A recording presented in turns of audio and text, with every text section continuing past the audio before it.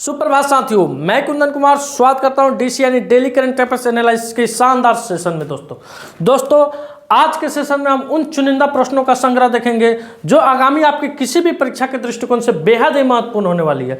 साथ ही साथ दोस्तों यह सेशन उन विद्यार्थियों के लिए बेहद ही खास होने वाले हैं जो किसी भी वनडे एग्जाम की तैयारी कर रहे हो, खासकर रेलवे की किसी भी ग्रुप में, यानी ग्रुप डी हुआ, एनटीपीसी हुआ, एएलपी सीबीटी 2 हुआ, टेक्नीशियन हुआ, या BSSC, BPSC teacher, Bihar police इत्यादि अन्य कोई भी प्रतियोगी यानी भारत के कोई भी प्रतियोगी परीक्षाओं की तैयारी कर रहे हैं, उनके लिए सेशन रामबाण साबित होने वाला है।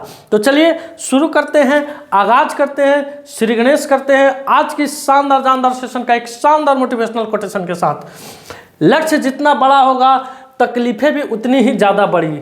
लक्ष्य जितना बड़ा होगा तकलीफें भी उतनी ही ज़्यादा बड़ी होगी, इसलिए लक्ष्य पर ध्यान लगाए रहना चाहिए। बाधाओं को पार करते हुए आगे बढ़ते रहने से हम मंजिल पर पहुंच जाते हैं। यानी आपका लक्ष्य जितना बड़ा होगा दोस्तों, आपको उस रास्ते में उतनी ही सारी बाधाएं आएगी।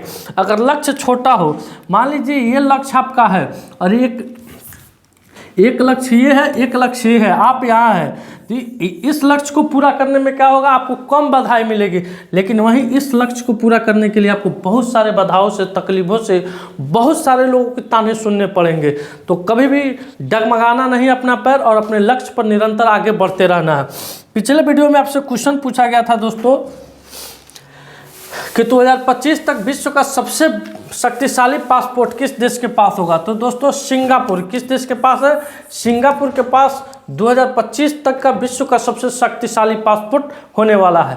अब आते हैं आज के सेशन में, और आज के सेशन का पहला क्वेश्चन ही काफ़ी जानदार और शानदार है दोस्तों।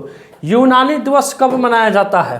क्या दोस्तों यूनानी दिवस कब मनाया जाता है, किनके याद में मनाया जाता है, यूनानी आखिर क्या है, इस वर्ष यानी 2025 की यूनानी दिवस की थीम क्या है, इन तमाम बिंदुओं पर चर्चा करेंगे दोस्तों। अक्सर आपके एग्जाम में देखा जा रहा है कि थीम से पूछा जा रहा है, यानी 2025 का यूनानी दिवस का थीम क्या था।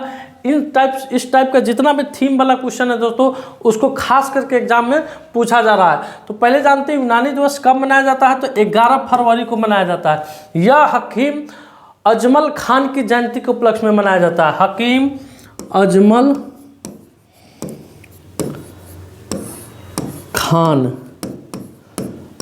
खान की जयंती के शुभ अवसर पर हम लोग यूनानी दिवस के रूप में मनाते हैं दोस्तों। आइए देखते हैं, जो एक यूनानी चिकित्सक, विद्वान और दूरदर्शी थे, जिन्होंने भारत में यूनानी चिकित्सक के अग्रणी रूप में मान्यता दी है, यानी हेम्योपैथी, एलोपैथी, अंग्रेजी और यूनानी तरीके से भी किसी भी रोग का इलाज किया जाता है दोस्तों। यह दिन किनकी है? तो हकीम अजमल खान की दिन है दोस्तों। 2025 की विषय वस्तु यानी थीम क्या है, किस थीम के साथ इसको हम लोग इस साल सेलिब्रेट किए हैं? द इन्वेंशन इन यूनानी medicine for the integrative health solution A forwarded, यानी एकीकृत स्वास्थ्य समाधान के लिए यूनानी चिकित्सा में नवाचार आगे की राह। इस साल की क्या है? 2025 की इसकी क्या है? ये थीम है दोस्तों। उसके बाद यूनानी चिकित्सा एक समग्र स्वास्थ्य सेवा प्रणाली है जो ग्रीक, रोमन और इस्लामी चिकित्सा ज्ञान को क्या करती है? जोड़ती है दोस्तों। अब आते हैं अगले प्रश्न की तरफ, और अगला प्रश्न आपकी स्क्रीन पे आ रहा है दोस्तों। सुरक्षित इंटरनेट दिवस 2025 की थीम क्या है? यानी आज हमने ये नहीं लिखा है कि सुरक्षित इंटरनेट दिवस कब मनाया जाता है। आज हम क्या आपके सामने ये क्वेश्चन लेके आए थे कि सुरक्षित इंटरनेट दिवस 2025 की थीम क्या है दोस्तों। तो सबसे पहले जानते हैं कि इसको कब मनाया जाता है। तो दोस्तों इसको फरवरी माह के दूसरे मंगलवार को, कब दोस्तों?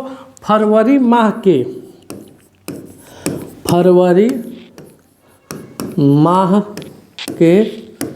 दूसरे मंगलवार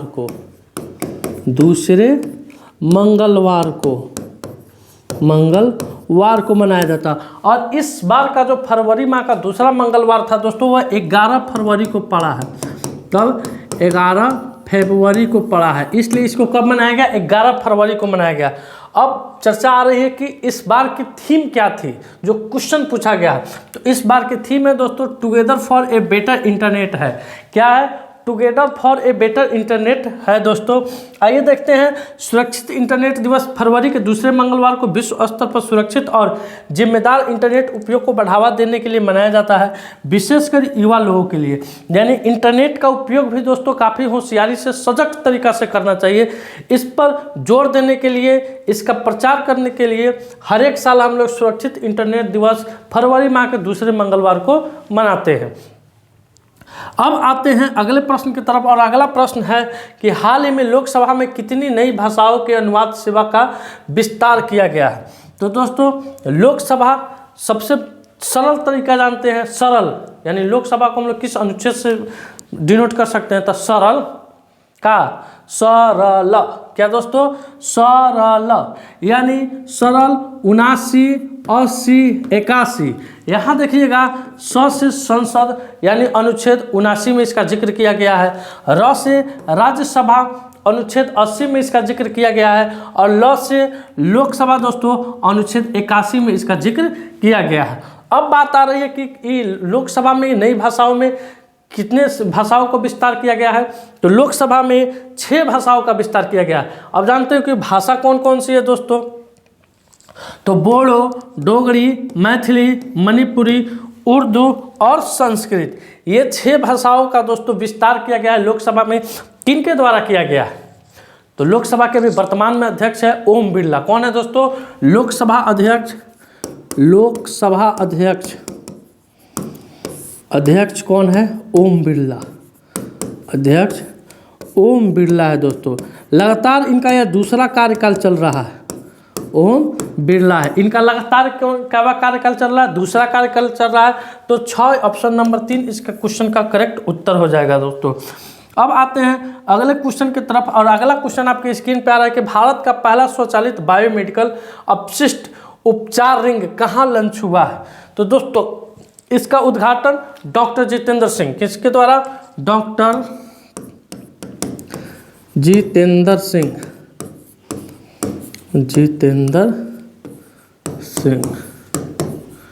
डॉक्टर जितेंद्र सिंह के द्वारा इसका उद्घाटन नई दिल्ली के एम्स में, नई दिल्ली एम्स में इसका किया है। इसका कार्य क्या है दोस्तों, स्वचालित बायोमेडिकल अपशिष्ट उपचार रिंग का इसका क्या है कि हॉस्पिटल में जो भी कचरा उसको पहले आदमियों के द्वारा कलेक्ट किया जाता, अब इसका स्वचालित बायोमेडिकल अपशिष्ट उपचार रिंग के माध्यम से इस सारे कचराओं का क्या होगा, कलेक्शन किया जाएगा। तो इसका उद्घाटन कहाँ हुआ है, नई दिल्ली में हुआ है, नई दिल्ली एम्स में इसको स्थापित किया गया है दोस्तों। अब आते हैं अगले प्रश्न की तरफ। अगला प्रश्न आपकी स्क्रीन पे आ रहा है कि 14वां एशियाई मत्स्य मंच कहाँ शुरू हुआ है। 14वां एशियाई मत्स्य मंच कहाँ शुरू हुआ है, तो नई दिल्ली में शुरू हुआ है। कहाँ शुरू हुआ है दोस्तों, नई दिल्ली में 14वां AFAF यानी Asian fisheries and aquaculture forum greening the blue growth in Asia Pacific फरवरी 12 से 15, यानी कब फरवरी से 12 फरवरी से 15 फरवरी 2025 न्यू दिल्ली में इसका आयोजन किया गया है। इसमें दोस्तों जिसका विषय है एशिया प्रशांत में ब्लू ग्रोथ को हरित बनाना, यानी यह किस थीम के साथ इसका आयोजन किया जा रहा है, 14वां एशियाई मत्स्य मंच का दोस्तों। तो 14वां एशियाई मत्स्य मंच का विषय है, थीम कहिए तो एशिया प्रशांत में ब्लू ग्रोथ को, क्या दोस्तों, एशिया प्रशांत में ब्लू ग्रोथ को हरित बनाना, क्या एशिया प्रशांत में ब्लू ग्रोथ को हरित बनाना। इसका आयोजन 12 से 14 फरवरी 2025 को आयोजित किया जा रहा है दोस्तों। अब आते हैं अगले प्रश्न की तरफ। अगला प्रश्न आपकी स्क्रीन पे आ रहा है कि हाल ही में कहाँ थाईपुसम 2025 का उत्सव धूमधाम से शुरू हुआ। तो आप सभी जानते हैं कि थाईपुसम तमिल का एक त्यौहार है दोस्तों। कहाँ का है, तमिल का त्यौहार है। तो जाहिर सी बात है तमिल का त्यौहार है, तो इसका उत्तर क्या होना चाहिए, तमिलनाडु होना चाहिए। अब आते हैं तमिलनाडु के बारे में कुछ फैक्ट देखते हैं, कुछ जानकारी देखते हैं ऑनलाइनर। तमिलनाडु के मुख्यमंत्री ने सिंधु लिपि को डिकोड करने के लिए $1 मिलियन के इनाम की घोषणा किए हैं। समुद्र पर भारत के पहले ग्लास ब्रिज का उद्घाटन तमिलनाडु में हुआ है। प्रधानमंत्री मोदी ने तमिलनाडु के तुतिकोरिन अंतर्राष्ट्रीय कंटेनर टर्मिनल का उद्घाटन किए हैं। तमिलनाडु सरकार ने अपनी साइबर सुरक्षा नीति 2.0 का अनावरण किया है। तमिलनाडु में वैश्विक मुथामिज मुरुगन सम्मेलन का आयोजन हुआ है। भारत ने अपना पहला दोबारा इस्तेमाल होने वाला हाइब्रिड रॉकेट रोहिणी एक चेन्नई के थिरुविंदई से लॉन्च किया है। और बहुपक्षीय वायु अभ्यास तरंग शक्ति 2024 तमिलनाडु में शुरू हुआ था। दोस्तों ये तमिलनाडु के बारे में वन लाइनर है। अब आते हैं अगले प्रश्न की तरफ। अगला प्रश्न है कि हाल ही में पंकज अडवाणी ने भारतीय स्कूनर चैंपियनशिप में कौन सा पदक जीता है। तो दोस्तों ये 38वां एशियाई खेल चल रहा है दोस्तों, जिसका आयोजन उत्तराखंड के देहरादून में हो रहा है। इसमें इंदौर के पंकज अडवाणी, सभी लोग इनके नाम से वाकिफ है दोस्तों। स्कूनर के प्लेयर है जो टेबल पर इसे रख के इसे मारा जाता है, स्नूकर, उसके प्लेयर है। इन्होंने इसमें क्या जीता है, स्वर्ण पदक जीता है। और ये लगातार 10वां बार जीते हैं, लगातार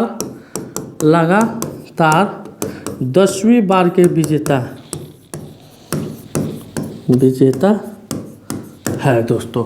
अब आते हैं अगले प्रश्न की तरफ। अगला प्रश्न आपकी स्क्रीन पे है कि हाल ही में किसने स्पिनर स्पोर्ट्स ड्रिंक लॉन्च किया है। तो दोस्तों श्रीलंका के एक महान स्पिनर है मुथैया मुरलीधरन। कौन दोस्तों, मुथैया मुरलीधरन श्रीलंका के सबसे महान स्पिनर, मत कहिए पूरे विश्व के क्रिकेट जगत के महान स्पिनरों में से आते हैं मुथैया मुरलीधरन। वे इसके क्या बने हैं, ब्रांड एम्बेसडर बने हैं। और ये रिलायंस इंडस्ट्रीज यानी मुकेश अंबानी के द्वारा सबसे सस्ता कोल्ड ड्रिंक यानी 10 रुपया में, कितना दोस्तों, RS 10 रुपीज़ में एक कोल्ड ड्रिंक लॉन्च किया गया है। किसके द्वारा, रिलायंस के द्वारा किया गया है। रिलायंस इंडस्ट्रीज के FMCG शाखा रिलायंस कंज्यूमर प्रोडक्शन लिमिटेड ने स्पोर्ट्स हाइड्रेशन ड्रिंक सेगमेंट में कदम रखते हुए अपना नया ब्रांड स्पिनर लॉन्च किया है। और इस पेप्सी का नाम क्या, इस पेय पदार्थ का नाम क्या रहेगा दोस्तों, तो स्पिनर रहेगा। यह पेय विशेष रूप से श्रीलंकाई क्रिकेट दिग्गज मुथैया मुरलीधरन के सहयोग से विकसित किया गया है। 10 रुपये में 150 मिलीलीटर की बोतल उपलब्ध होने के कारण स्पिनर एवं अन्य प्रतिस्पर्धियों जैसे गेटोरेड, पावर एंड की तुलना में यह अधिक क्या है, किफ़ायती है दोस्तों। किसके सहयोग से, तो श्रीलंकाई क्रिकेट के दिग्गज हैं मुथैया मुरलीधरन, उनके सहयोग से इस कोल्ड ड्रिंक को क्या किया गया है, विकसित किया गया और लॉन्च किया गया है। अब आते हैं अगले सवाल पर कि हाल ही में हाल ने अपना प्रशिक्षण विमान HJT-36 का नाम क्या बदला है। तो यशस नाम रख दिया। क्या नाम रख दिया दोस्तों, यशस नाम रख के बदल दिया गया, इसका नामकरण हुआ है। अगले क्वेश्चन पर आते हैं। अगला क्वेश्चन है कि हाल ही में भारत ऊर्जा सप्ताह 2025 कहाँ शुरू हुआ है। तो दोस्तों ऊर्जा सप्ताह 2025 ये नई दिल्ली में शुरू हुआ है। कहाँ शुरू हुआ है, नई दिल्ली में शुरू हुआ है दोस्तों, ऊर्जा सप्ताह 2025। अगले क्वेश्चन पर आते हैं। अगला क्वेश्चन है, आज का सवाल है दोस्तों, अंगदान करें जीवन बचाए अभियान किसके द्वारा शुरू की जाएगी। इस क्वेश्चन का उत्तर आपको कमेंट सेक्शन में जाकर देना है दोस्तों यह सेशन आपको अच्छा लगे तो वीडियो को लाइक कीजिए, शेयर कीजिए, चैनल पर नए हैं तो चैनल को सब्सक्राइब कीजिए। मिलते हैं आपसे अगले वीडियो में, तब तक के लिए धन्यवाद। अपना ख्याल रखिएगा। भारत माता की जय।